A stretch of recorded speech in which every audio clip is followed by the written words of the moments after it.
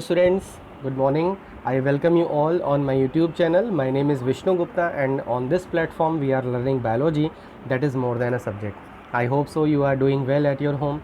कैसे हैं सब लोग? प्लीज़ कमेंट बॉक्स में ज़रूर लिखना कि yes sir we are doing well and we are enjoying the subjects. And I told you the trick. I told you I just facilitate you कि how you can learn the scientific name of the different plants and different animals. Is it fruitful for you or not? Are you just implementing whatever I told you, whatever trick I told you? Are you implementing or not? Please write down in the comment box. Comment box में ज़रूर लिखना, ठीक है? तो let's start session को start करते हैं. Yesterday I got one comment from one of the student that she is not able to understand what मतलब basically she is confused in the genus, species, phylum and all. So today I will just explain again I will explain you that phylum, genus and all, how they are distributed. Clear? So before going to that, I am going to explain about the genus, species, phylum once more. So let's see, by taking example of bacteria or by taking example of any other organism, I can make you explain. Like suppose any organism is there, and that I'm just taking example of lion and tiger. The scientific name of the lion is Panthera leo, and the scientific name of the tiger is Panthera tigris. ये small l होगा, ठीक है? So Panthera leo and Panthera tigris. Now what difference you are observing here? The Panthera is same, and you know that in the scientific name the first name denote what? Genus. It denote what? Genus. And another second half is tell about the species. So if you observe here, if you see here, the Panthera mean the name genus is same, Panthera leo, Panthera tigris, ठीक है? But what is about the species? Species is different. Why the species is different and why they belong to the same genus? Because if you see the nature of the lion, nature of the tiger, they are same. They hunt, their foraging activity is also same. But what they can they reproduce? Or by observing them you can identify this is tiger, this is lion. Clear? So you see a lot of differences, morphological differences, other differences. That's why they belong to the different species. इसीलिए वो different species को belong करते हैं. और ये भी आपको पता है कि tiger can not interbreed with the lion. कभी भी लायन जो है वो टाइगर के साथ ब्रीडिंग नहीं कर सकता. Why? Because they belong to the different species. लेकिन दोनों के कैरेक्टरिस्टिक जो अदर कैरेक्टरिस्टिक है वो काफ़ी सिमिलर है, इसीलिए दोनों का जो जीनस है वो क्या है? सेम है. समझ में आ गया? ठीक है. तो ये मैंने जीनस और स्पीसीज़ का एग्जांपल लेके बता दिया कि कैसे जीनस और स्पीसीज़ अलग अलग होते हैं, उनका डिस्ट्रीब्यूशन कैसे होता है. अब मैं दूसरे एग्जांपल को लेके बता रहा हूँ, जैसे फाइलम. ठीक है, फाइलम क्लियर नहीं हुआ होगा तो यहाँ से और अच्छे से समझ में आ जाएगा.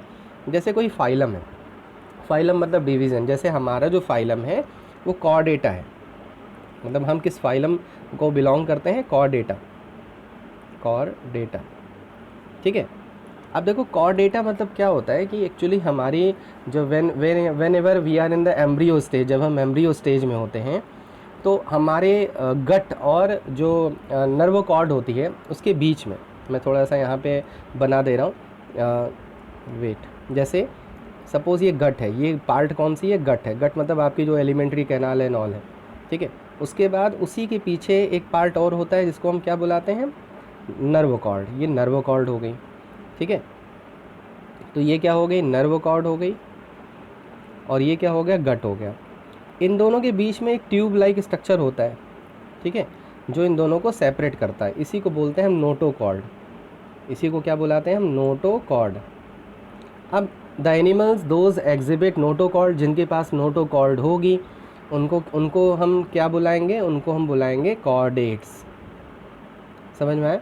उनको हम क्या बुलाएंगे? कॉर्डेट्स बुलाएंगे. तो जब हम एम्ब्रियो स्टेज में होते हैं, ठीक है, ह्यूमन जब एम्ब्रियो स्टेज में होता है, ह्यूमन बीइंग जब उनके बेबी जब एम्ब्रियो स्टेज में होते हैं तो उनके पास भी नोटोकॉर्ड होती है.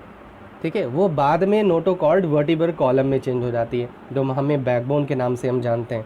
समझ में आया? तो कॉर्डेटा मतलब नाम क्यों रखा गया, मतलब फाइलम कॉर्डेटा क्यों रखा गया, क्योंकि the animals those exhibit notochord, ऐसे एनिमल्स जो जिनके पास क्या होती हो, नोटोकॉर्ड होती हो, ठीक है, चाहे वो एम्ब्रियो स्टेज में होती हो चाहे वो एडल्ट स्टेज में होती हो, एडल्ट स्टेज तक हो, तो ऐसे ऑर्गेनिज्म को किस फाइलम में रख दिया गया, कॉर्डेटा में रख दिया गया। समझ में आया। अब देखो फाइलम का कैरेक्टरिस्टिक हो गया नहीं हो गया, एक फाइलम बनाया गया जिसका नाम रखा गया कॉर्डेटा, उसका क्या कैरेक्टरिस्टिक है कि नोटोकॉर्ड जरूर होगी। अगर नोटोकॉर्ड है तो वो फाइलम मतलब वो ऑर्गेनिज्म फाइलम किस फाइलम को बिलोंग करेगा, कॉर्डेटा को बिलोंग करेगा। समझ में आया, ठीक है। तो इस तरह से क्या करते हैं हम, फाइलम का डिवीज़न करते हैं। तो कहने का मतलब ये है, जो आपने 7 कैटेगरीज पढ़ रखी हैं, ठीक है, SGFOCPK, ठीक है, तो इनके अलग अलग कैरेक्टरिस्टिक होते हैं। जैसे स्पीसीज़ का है तो स्पीसीज़ सिमिलर होंगे, जितने भी सिमिलर ऑर्गेनिज्म होंगे वो एक स्पीसीज़ को बिलोंग करेंगे, उनकी स्पीसीज़ सेम होगी। चाहे वो पोटैटो को ले लो चाहे टोमेटो को ले लो, तो टोमेटो दोनों के जीनस भले ही सेम है लेकिन स्पीसीज़ क्या है, डिफरेंट है। समझ में आया। तो स्पीसीज़ के क्या होंगे, सिमिलर कैरेक्टरिस्टिक होंगे। फिर जब हम स्पीसीज़ से जीनस पे जाएंगे तो सिमिलरिटी थोड़ी सी कम हो जाएगी, उनके कुछ कैरेक्टरिस्टिक सिमिलर होंगे। फिर जब हम फैमिली पे जाएंगे, ठीक है, तो जब हम फैमिली पे जाएंगे तो क्या होगा, फिर और कुछ कैरेक्टरिस्टिक क्या हो जाएंगे, सिमिलर, कुछ कैरेक्टरिस्टिक सिमिलर, मतलब जैसे जैसे हम ऊपर की तरफ जा रहे हैं कुछ कुछ कैरेक्टरिस्टिक सिमिलर होते चले जा रहे हैं, और उसी के अकॉर्डिंग हमने क्या बना दिया है, इन कैटेगरीज़ को बना दिया है।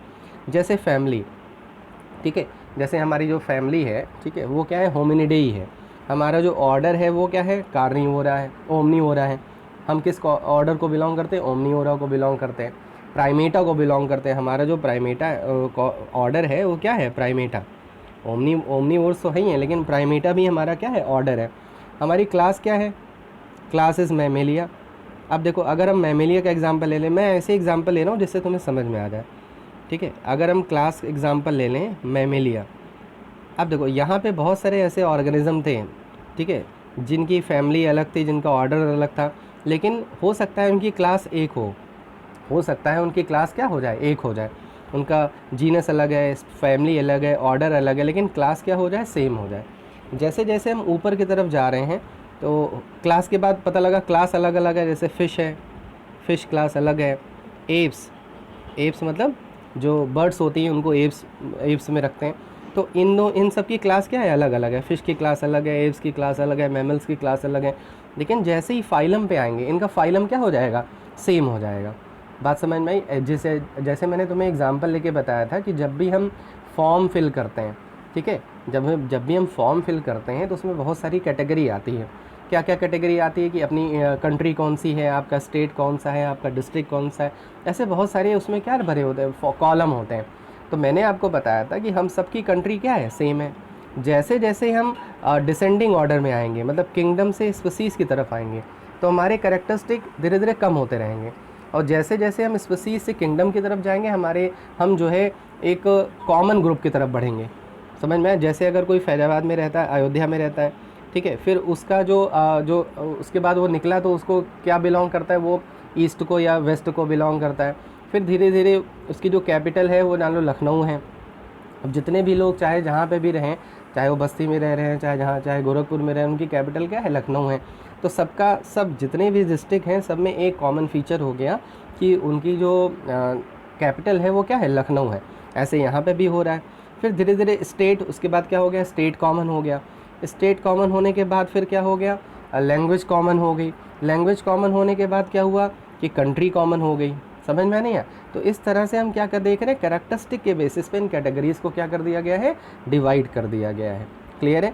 जिससे हमें क्या, जैसे अगर मान लो तुम्हें फाइलम का कैरेक्टरिस्टिक पता है, जैसे तुम्हें क्लास मैमेलिया का कैरेक्टरिस्टिक पता है, तो तुम्हें क्या पता है, जितने भी ऑर्गेनिज्म इस क्लास को बिलोंग कर रहे हैं उन पे आप मतलब बिना उनके बारे में स्टडी करे, बिना उनके बारे में जाने, आप एक चीज़ लिख सकते हो कि जितने भी ऑर्गेनिज्म मैमेलिया को बिलोंग करते हैं, they all have memory gland. उनके पास क्या होती है, मेमोरी ग्लैंड होती है। समझ में आ गया। तो ये है SGFOCP के जो 7 कैटेगरीज़ हैं, उनका ये मतलब है। ठीक है, क्लियर है। तो आई थिंक क्लियर हो गया होगा। नहीं क्लियर हुआ होगा तो प्लीज़ फिर से बताना, I will explain once more. जितनी बार आपको नहीं समझ में आएगा उतनी बार मैं एक्सप्लेन करूँगा, लेकिन आपको समझ में आना चाहिए। ठीक है, क्लियर है। तो let's start the new topic, आगे बढ़ते हैं। Yesterday we discuss about the shape of bacteria, कल हमने बैक्टीरिया के शेप को डिस्कस किया था। Actually in this chapter we are discussing biological classification. In the biological classification we have started 5 kingdom of classification and we have taken the first kingdom that is Monera. सबसे पहला जो kingdom लिया है वो क्या है? मोनेरा। और Monera मतलब बैक्टीरिया। एक्चुअली हम किसके बारे में पढ़ रहे हैं? बैक्टीरिया के बारे में पढ़ रहे हैं, मतलब बैक्टीरिया ही मोनेरा को बिलोंग करता है। ठीक है, तो अगर हम बैक्टीरिया के कैरेक्टरिस्टिक जान जाएंगे तो सेम कैरेक्टरिस्टिक किसके होंगे? मोनेरा के भी होंगे। और हो सकता है कि कुछ बैक्टीरिया एक दूसरे से डिफरेंट हो, कुछ बैक्टीरिया की जो न्यूट्रिशन है वो अलग हो, उनका जो कल्चर हो वो अलग हो, तो उनको हम अलग क्लास में रख देंगे। मतलब किंगडम तो सेम रहेगा लेकिन उसी में हम उनको अलग अलग ग्रुप में डिवाइड कर सकते हैं। ठीक है, तो we are discussing about the shape of bacteria. Yesterday I told you about the 4 shape, 4 shape के बारे में बताया था। कोकस बताया था, देन बैसिलस बताया था, देन थर्ड वन स्पाइरेलम बताया था, और फोर्थ बताया था आपको विब्रियो मतलब कॉमा शेप। और इन सब की एक स्लाइड भी मैंने दे दी थी जिससे आपको ये क्लियर हो जाए कि इन शेप का मतलब क्या होता है। क्योंकि देखो आपके दिमाग में पिक्चर ज़रूर होनी चाहिए। बायोलॉजी में अगर कोई डायग्राम के बेसिस पे कोई क्वेश्चन आ रहा है तो आपके डायग्राम आपके दिमाग में होना चाहिए।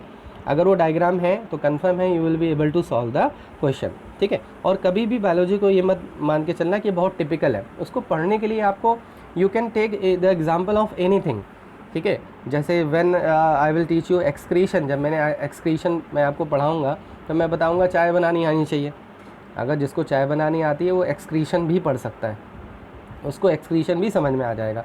अब देखो, अब बायोलॉजी में एक्सक्रीशन पढ़ना और चाय बनाना दोनों एकदम अलग अलग है। ठीक है, लेकिन मैं दोनों को कोरिलेट, तो देखो हमारे क्या है, हम अपनी जो लाइफ स्किल है वो उससे कैसे सब्जेक्ट को रिलेट कर सकते हैं। मतलब हमारी जो सराउंडिंग है हम उससे अपने सब्जेक्ट को कैसे पढ़ सकते हैं, ये बहुत बड़ी बात होती है। अगर आपके अंदर ये बात आ गई, ठीक है, जैसे आप कुछ खा रहे हो तो उस टाइम आपने कुछ देखा तो उसको ऑब्जर्व किया, देखो ये इस तरह से बायोलॉजी में होता है। ठीक है, जैसे आप किसी फैमिली में कभी शादी की बात जब होती है तो क्या कहते हैं, इनका गोत्र अलग है। ठीक है, तो गोत्र का मतलब क्या हो गया, जैसे आप जैसे गोत्र सेम है तो जान लो सेम स्पीसीज़ हैं। लेकिन अगर गोत्र अलग हो गया, ठीक है, उनकी जो कास्ट है वो अलग हो गई तो जान लो स्पीसीज़ तो अलग हो गई। जीनस भले ही सेम हो लेकिन स्पीसीज़ क्या हो गई, अलग हो गई। तो हर जगह आप बायोलॉजी को पढ़ सकते हो। ठीक है, क्लियर। तो let's see the next topic, flagellation. देखो बैक्टीरिया पे फ्लैजिला होती है, हो ऐसा भी हो सकता है कि फ्लैजिला ना भी हो, ज़रूरी नहीं। It is always not true that bacteria should have flagella. So many bacteria are there those don't have flagella, जिनके पास फ्लैजिला नहीं होती।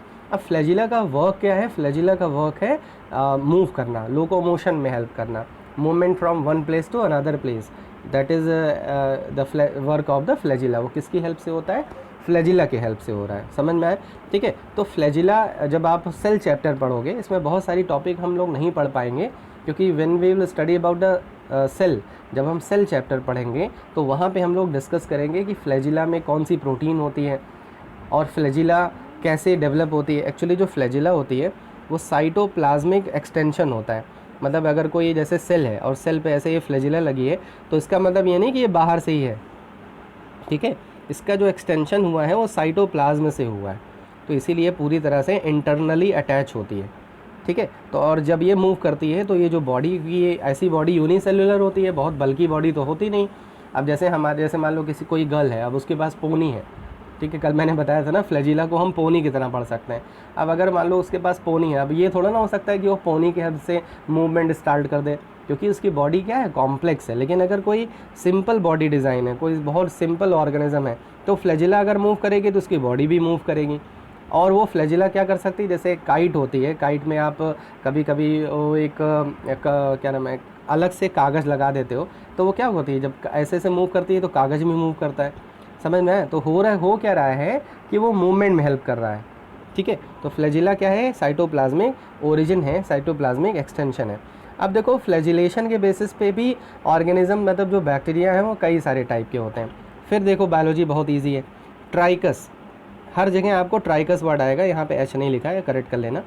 ट्राइकस, जहाँ पे भी ट्राइकस वर्ड आ जाए उसका मतलब है फ्लैजिला से रिलेटेड। अब देखो मोनो मतलब क्या होता है, मोनो मतलब सिंगल।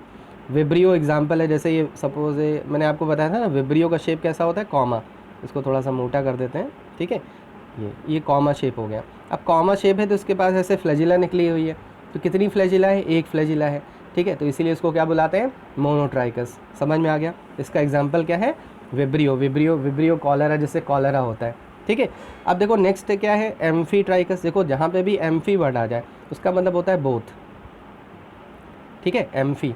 अब देखो एम्फी का मतलब क्या हो गया, जैसे कोई बैक्टीरिया है, अब बैक्टीरिया के दोनों साइड फ्लैजिला है, दोनों एंड टर्मिनल पे, एक इस टर्मिनल पे एक इस टर्मिनल पे, तो ऐसे बैक्टीरिया को क्या बुलाते हैं, मतलब इस कंडीशन को क्या बुलाते हैं, एम्फीट्राइकस। ये आपके एनसीईआरटी में नहीं है, लेकिन ये कॉम्पिटिटिव एग्जाम के लिए इंपॉर्टेंट है, इसलिए मैं यहाँ पे बता दे रहा हूँ।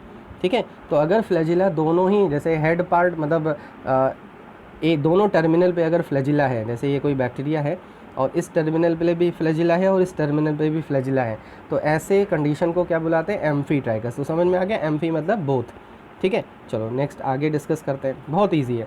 देखो सिफेलो, जहाँ पे भी सिफेलो वर्ड आ जाए उसका मतलब होता है हेड पार्ट पे। अगर जैसे कोई बैक्टीरिया है उसके हेड पार्ट पे बंच ऑफ एक से ज़्यादा फ्लैजिला है ऐसे, तो उसको बोलते हैं सिफेलोट्राइकस। समझ में आया। ठीक है, तो सिफेलो मतलब केवल हेड रीजन पे है। ठीक है, एक अगर एक है, ठीक है, इस तरह से बंच है और केवल हेड रीजन पे है, तो उसको बुलाते हैं सिफेलोट्राइकस। अब देखो लोफो मतलब क्या हो गया, लोफो मतलब एकदम पोनी, लोफो मतलब जान लो पोनी, जो गर्ल के पास जो पोनी होती है ना वो। अब लोफो कहीं पे भी हो सकता है, मतलब इस पार्ट इधर भी हो सकता है, इधर भी हो सकता है। बंच ऑफ अगर है, मतलब बंच है, तो उसको बोलते हैं लोफो। ठीक है, अगर बंच है फ्लैजिला की तो उसको क्या बुलाते हैं, लोफो। वो इधर भी हो सकती है, इधर भी हो सकती है। समझ में आया। ठीक है, तो ये सिफेलो और लोफो में डिफरेंस क्लियर हो गया ना। ठीक है, अब आ जाओ पेरी। देखो पेरीफेरल, पेरीमीटर जानते हो ना, पेरीमीटर निकालने के लिए क्या करना पड़ता है, ऐसे घूमना पड़ता है। तो देखो पेरीट्राइकस मतलब पूरे बॉडी पे ऐसे ऐसे छोटी छोटी फ्लैजिला होगी, तो ये जान लो क्या है, पेरीट्राइकस है। ये फ्लैजिला है, ठीक है, सिलिया नहीं है, ये क्या है, फ्लैजिला है, तो इसको बोलते हैं पेरीट्राइकस। अब जहाँ पे भी बायोलॉजी में किसी भी टर्म के पहले ए लग जाए, जैसे ए सीलोमेट, ए सेक्सुअल, तो वो जान लो वो चीज़ है ही नहीं। तो अगर यहाँ पे ए ट्राइकस है तो ए ट्राइकस मतलब फ्लैजिला नहीं है। ठीक है, जैसे लैक्टोबैसिलस, लैक्टोबैसिलस रोड शेप का होता है ना ऐसे, बस, तो इसके पास फ्लैजिला नहीं है, तो इस कंडीशन को क्या बुलाते हैं हम, ए ट्राइकस। तो बिना याद किए आपको केवल वर्ड पे ध्यान देना है, उसी वर्ड से आप पता लगा सकते हो कि किस टाइप की ये फ्लैजिला है। और मैंने आपको जैसे बताया फ्लैजिला किस में हेल्प करता है, लोकोमोशन में हेल्प करता है। क्लियर है। अब देखो दो और प्रोजेक्शंस होती हैं बॉडी पे, एक पिली और एक फिम्ब्रियाई। ठीक है, जो जैसे कोई बैक्टीरिया है और इस पर ऐसे बहुत छोटे छोटे, फिर बता दो कि ये जो छोटे छोटे हैं इनमें और फ्लैजिला में क्या डिफरेंस होगा, कि ये सरफेस के एक्सटेंशन होंगे। ठीक है, अभी आपने पेरीट्राइकस में पढ़ा था ना कि पेरीट्राइकस में जो फ्लैजिला होती है वो चारों तरफ होती है, तो कन्फ्यूज़न नहीं होनी चाहिए। जो पिली है, ठीक है, या एक्चुअली जो पिली होते हैं वो जैसे जो फिम्ब्रियाई होते हैं वो एक ऐसे थोड़े से बड़े होते हैं पिली से, तो अगर पिली से थोड़े से बड़े हैं तो उनको हम फिम्ब्रियाई बुलाते हैं। और अगर छोटे छोटे हैं, जैसे हमारे स्किन पे हेयर्स होते हैं, तो उनको क्या बुलाएंगे, उनको पिली बुलाएंगे। समझ में आया। ठीक है, और इनमें और फ्लैजिला में डिफरेंस क्या होगा, कि फ्लैजिला जो है वो साइटोप्लाज्मिक एक्सटेंशन होता है, लेकिन ये सरफेस से निकले होते हैं, और ये लोकोमोशन में नहीं हेल्प करते, ये अटैचमेंट में हेल्प करते हैं। अगर किसी बैक्टीरिया को किसी सबस्ट्रेटम से, मतलब किसी पार्ट से अटैच होना है, तो पिली और फिम्ब्रियाई उसमें हेल्प करते हैं। और पिली और फिम्ब्रियाई में डिफरेंस मैंने बता दिया कि अगर थोड़े से बड़े हैं, ठीक है, अब तुम कहोगे सर थोड़े से बड़े हैं तो इसको फ्लैजिला क्यों नहीं बोल रहे, क्योंकि इसका ओरिजिन साइटोप्लाज्म से नहीं हो रहा है। समझ में आ गया। तो ये हो गया फ्लैजिलेशन, पिली और फिम्ब्रियाई के बारे में। Next topic we are going to discuss about the structure of bacterial cell. ठीक है, कि स्ट्रक्चर कैसा होता है। वैसे तो हम सेल चैप्टर में प्रोकैरियोटिक सेल में इसको पढ़ेंगे, लेकिन मैं थोड़ा सा बता देना चाहता हूँ जिससे आपको ये ना लगे कि सर ने इस लेसन में ये नहीं बताया। कुछ स्टूडेंट्स होते हैं, क्योंकि आप इस समय घर पे हो तो आप एक्सप्लोर करते होगे, ठीक है, तो आपको कहीं पे पता लग गया कि अच्छा ये टॉपिक तो सर ने बताया ही नहीं। एक्चुअली एनसीईआरटी में नहीं है इतना मतलब एलेबोरेट फॉर्म में बायोलॉजिकल क्लासिफिकेशन आपके एनसीईआरटी में नहीं है, क्योंकि बैक्टीरिया की बात आ गई, that's why I am explaining you. ठीक है, तो यहाँ पे मैं बैक्टीरियल सेल के बारे में बताऊँगा, लेकिन उस लेवल पे नहीं बताऊँगा, वो हम सेल चैप्टर में ही डिस्कस करेंगे। ठीक है, तो देखो बैक्टीरियल सेल एक सेल है, किस टाइप की सेल है, प्रोकैरियोटिक सेल है। ठीक है, अब प्रोकैरियोटिक सेल है तो तुम्हें पता है, एक बेसिक तुम्हारे माइंड में एक फिगर है सेल का। सेल मतलब क्या है कि एक बाउंड्री होती है बाहर सेल की, जिसको हम क्या बुलाते हैं, सेल वॉल बुलाते हैं। ठीक है, क्लियर है। उसके अंदर एक मेम्ब्रेन होती है जिसको क्या बुलाते हैं हम, सेल मेम्ब्रेन बुलाते हैं। This is known as cell membrane और प्लाज्मा मेम्ब्रेन। उसके बाद उसके अंदर जो ये फ्लूइड मतलब जो स्पेस होता है उसको क्या बुलाते हैं हम, साइटोप्लाज्म बुलाते हैं, ठीक है। उसके बाद आपने अगर एनिमल सेल या प्लांट सेल पढ़ा होगा 9th में या और जूनियर क्लासेस में, तो उसमें पढ़ा होगा न्यूक्लियस, उसमें क्रोमोसोम्स होते हैं, फिर बहुत सारे ऑर्गेनल्स होते हैं।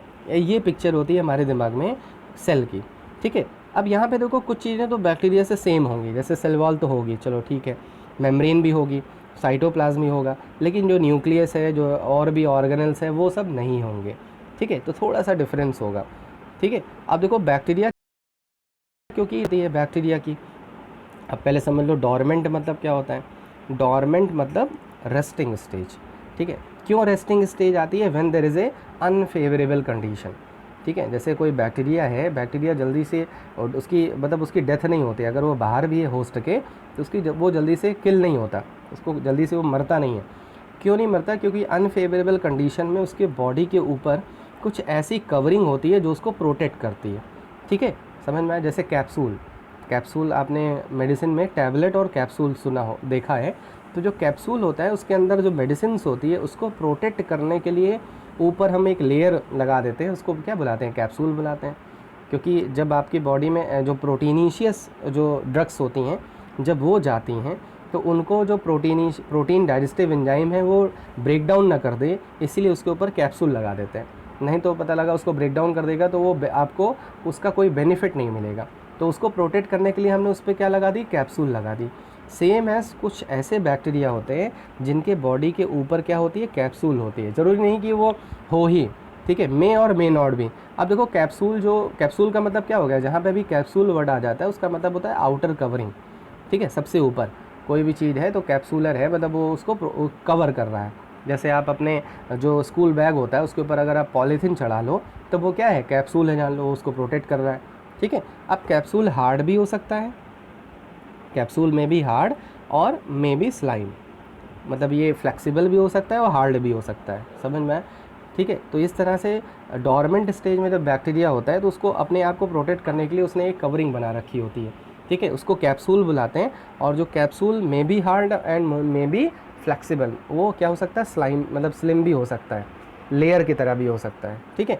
उसके बाद वही सेल वॉल और सेल मेम्ब्रेन होती है बैक्टीरिया में। देखो मैंने एक डायग्राम यहाँ पे लगा रखा है, ये देखो, ठीक है, बहुत भयंकर डायग्राम है, डरो नहीं, ठीक है, क्योंकि भाई डायग्राम में अब बैक्टीरिया तो ऐसे दिखाएंगे नहीं कि पॉइंट दिखा दिया ये बैक्टीरिया है तो देख ही नहीं पा रहे हैं, तो पढ़ने के लिए तो हमें उसको बड़ा इनलार्ज करना पड़ेगा ना, तो इनलार्ज व्यू है। अब देखो यहाँ पे देखो दिया है ना, कैप्सूल सबसे आउटर लेयर कैप्सूल है, फिर देखो सेल वॉल है, फिर सेल मेम्ब्रेन है, फिर एक पार्ट होती है क्या, सेल मेम्ब्रेन, फिर सेल मेम्ब्रेन के अंदर जो स्पेस है वो क्या है, साइटोप्लाज्म है।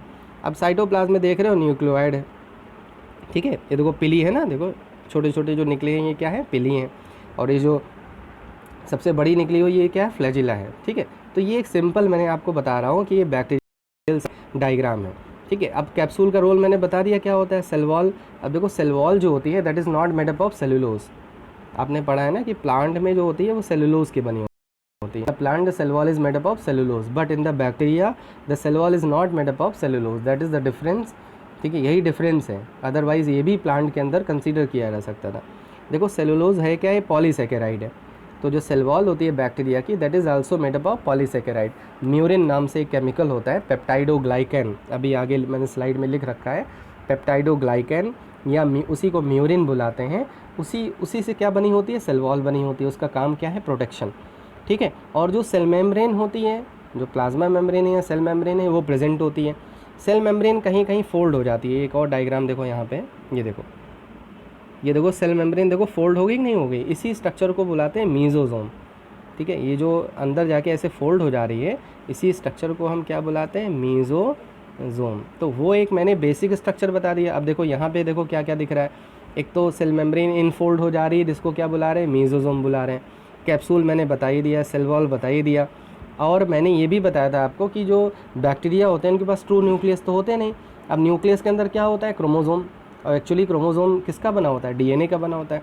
तो यहाँ पे हम जो डीएनए है, ठीक है, मतलब जो जेनेटिक मटेरियल है वो न्यूक्लियस, उसके ऊपर कवरिंग तो है नहीं, ठीक है, कवरिंग नहीं है तो वो स्कैटर्ड नहीं है, किसके फॉर्म में है, न्यूक्लियोइड के फॉर्म में है। मैंने आपको इसके पहले ही क्लास में बताया था कि जो डीएनए होता है उस पर चार्ज कैसा होता है, नेगेटिव होता है, वो किस प्रोटीन से बाइंड हो जाता है? Positive charge protein. जो प्रोटीन होती है वो कैसी होती है? पॉजिटिव चार्ज होती है और उसको रैप कर लेती है, और उसी स्ट्रक्चर को हम क्या बुलाते हैं? न्यूक्लियोइड बुलाते हैं। समझ में आया? तो न्यूक्लियोइड, अगर क्वेश्चन आ जाए कि the bacteria does not have nucleus, nuclear membrane, then their genetic material is not scattered. Scattered का मतलब बिखरा नहीं है कि जो डीएनए है वो पूरी तरह से स्प्रेड हो जाए, नहीं। क्यों नहीं होता? क्योंकि वो किस फॉर्म में होता है? न्यूक्लियोइड के फॉर्म में होता है। ठीक है, देखो फ्लैजिला की एक बेसल बॉडी होती है, बेसल बॉडी मतलब जिससे वो अंदर से अटैच होता है। राइबोसोम होता तो है, लेकिन राइबोसोम 70S टाइप के होते हैं।